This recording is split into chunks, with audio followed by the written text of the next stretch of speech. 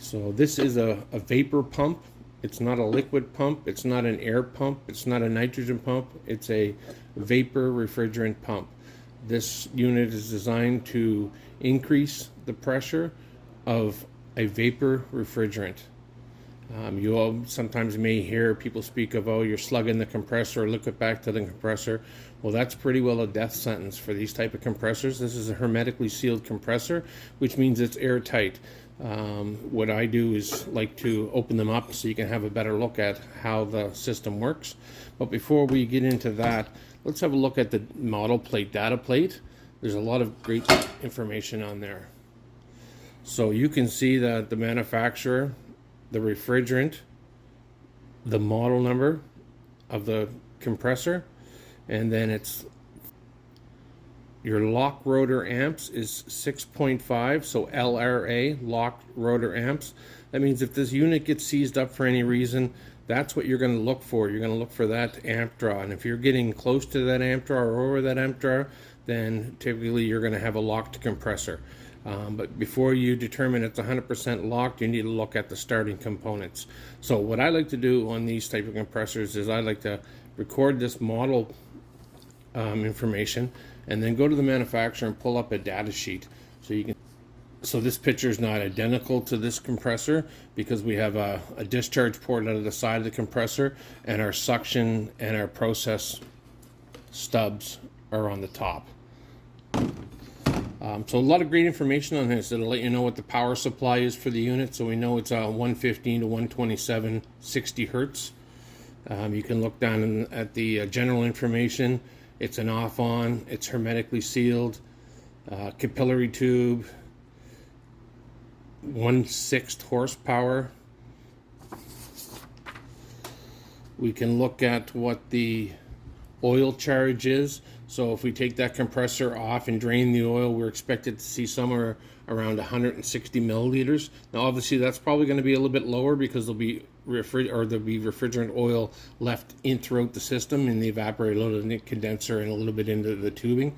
It'll tell us what type of oil is in there. So that's ester oil, polyester oil.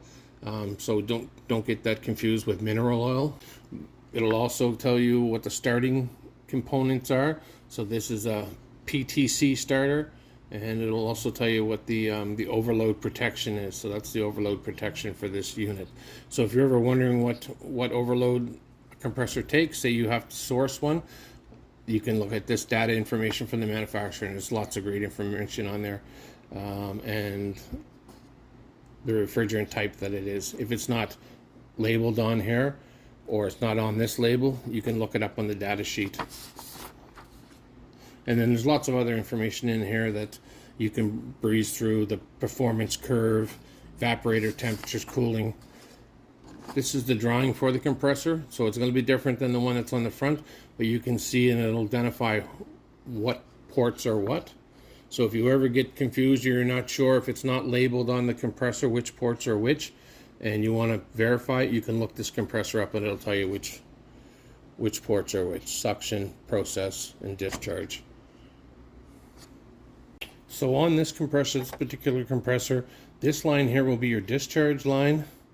This line here will be your process line. So that's where you're going to put on your gauges to check the pressures for the low side. And this line is going to be your suction line. So that's going to be coming from your evaporator. Sometimes you'll hear maybe technicians say that, oh, the process and the suction line are both common, you can switch them, they're interchangeable. Well, that's not necessarily the case. In theory, yes, they are.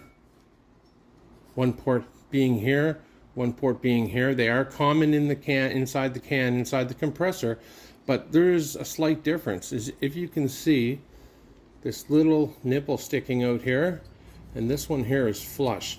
So this one here is your process, this one here is your suction from your evaporator. If you look down in here,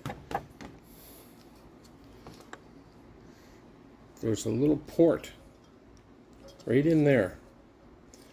And that port lines up perfectly with this little nipple here. So when that can's on there and you have your suction coming back from your evaporator, which is going to be carrying your heat from your evaporator.